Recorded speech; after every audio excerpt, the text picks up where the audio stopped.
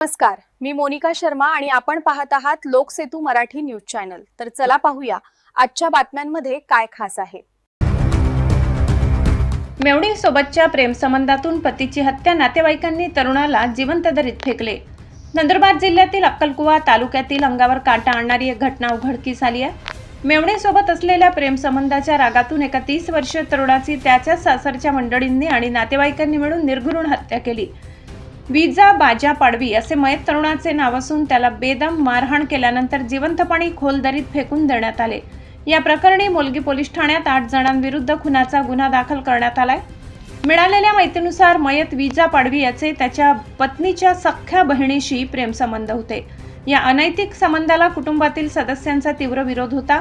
याच कारणावरून 26 मार्च रोजी दुपारी 3:30 सुमारास खाई गोरजाबारी पाडा येथील डोंगरदरी संशयितांनी विजाला गाठले। सुरुवातीला संशयितांनी विजाला लाथाबुक्क्यांनी बेदम मारहाण केली। यावेळी खुद्द मयताची मेहुणी हिने याला मारून टाका अशी चिथावणी दिली।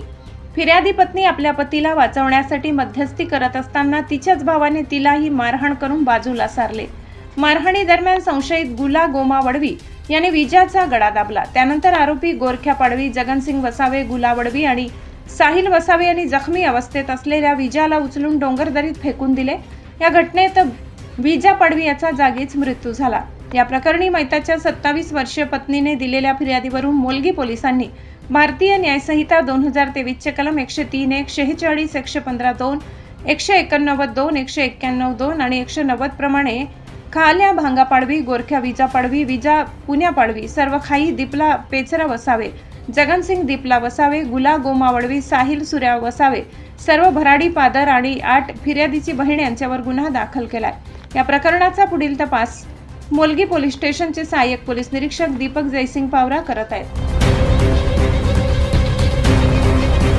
साठी एवढंच। ताज्या घडामोडी, स्थानिक बातम्या आणि महत्त्वाच्या अपडेट्स जाणून घेण्यासाठी आमच्या लोकसेतू मराठी न्यूज चॅनलला सबस्क्राइब करा। धन्यवाद।